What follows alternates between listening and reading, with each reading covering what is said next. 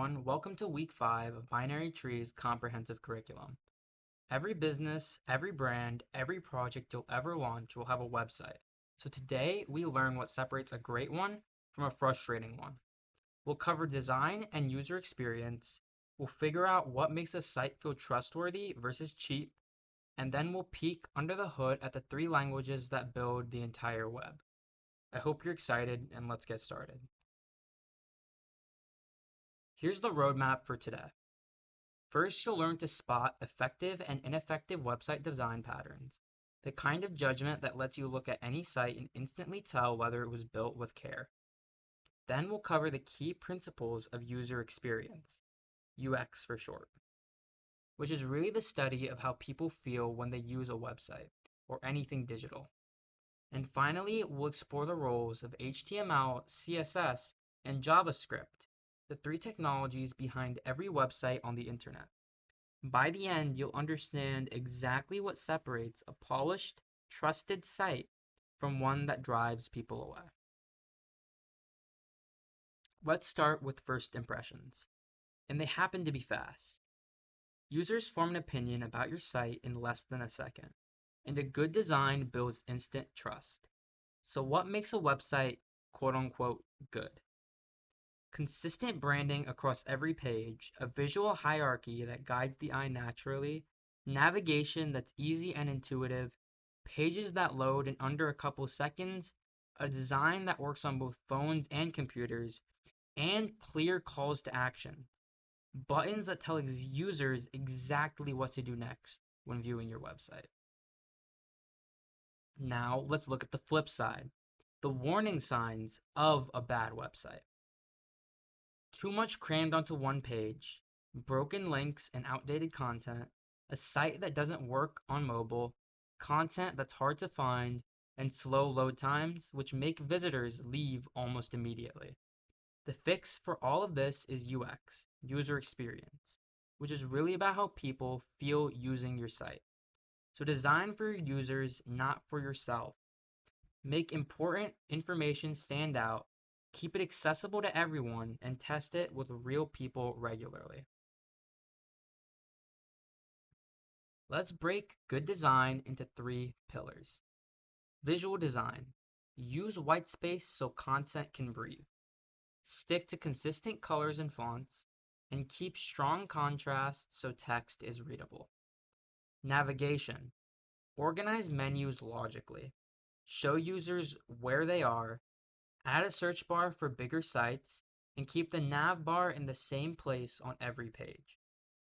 And lastly, content strategy. Break up text with headers and bullets. Write headlines that grab attention, and keep it updated and optimized for search engines. So now let's discuss a real design trade-off. Would you rather visit a website with vibrant but random colors, or one with duller colors that actually work well together? And more importantly, why? Pause the video and think for a second.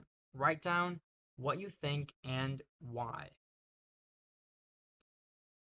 Most designers pick the coordinated dull palette.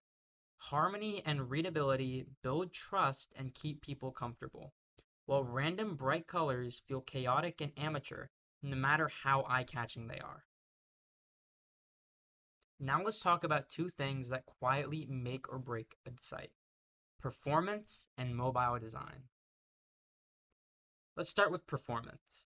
Slow websites lose visitors. Fast sites keep them. So compress your image files, don't load too many elements at once, use fast servers called CDNs distributed across the world, and check your speed regularly with tools like Google PageSpeed. And mobile.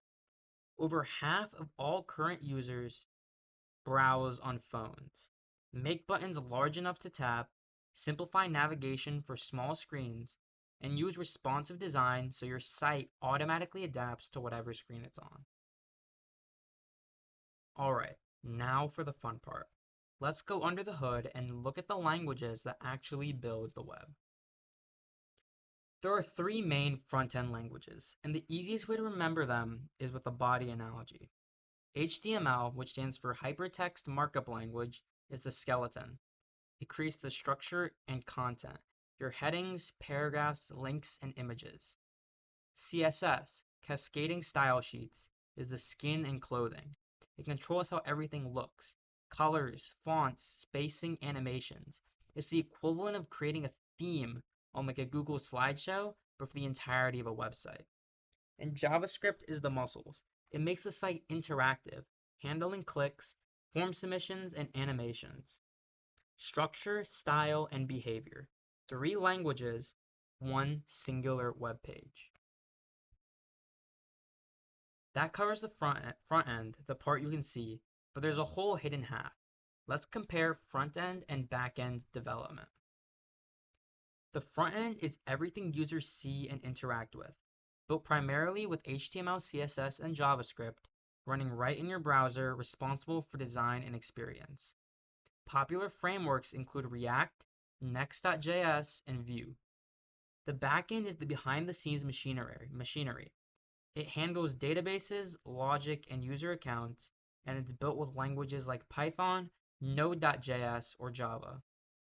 APIs are the bridges that connect the two, and someone who works on both sides is called a full-stack developer. APIs are basically ways to get data from the front end to the back end.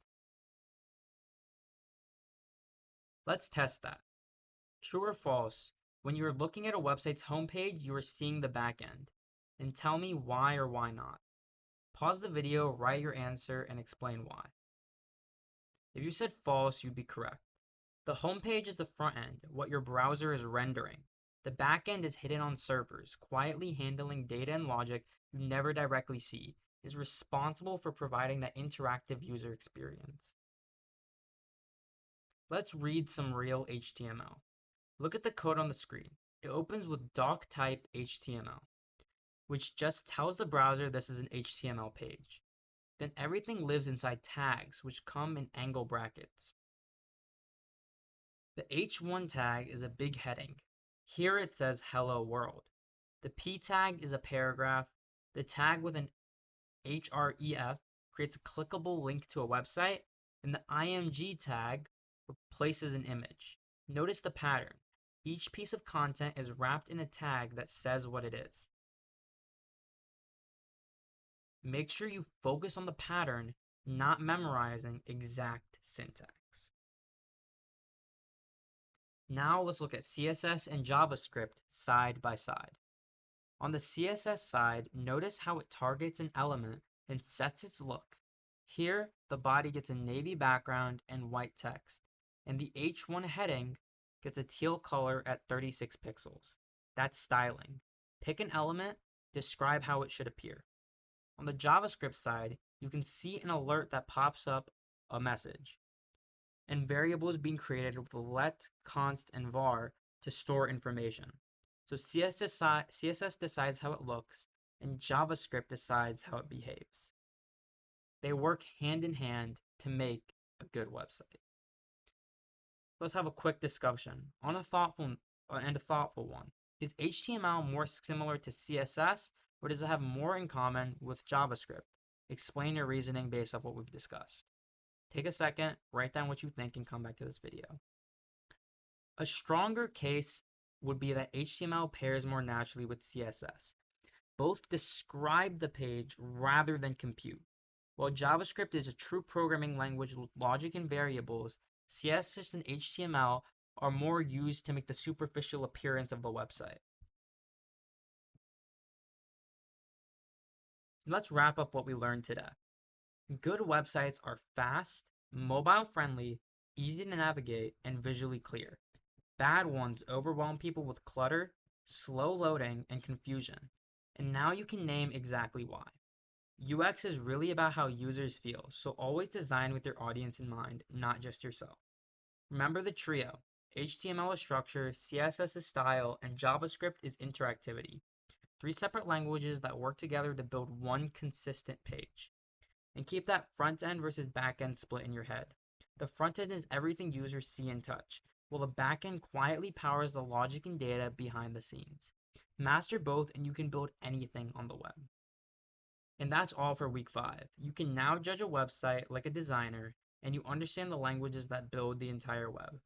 Next week, things get really exciting. We start actually programming with an introduction to Python.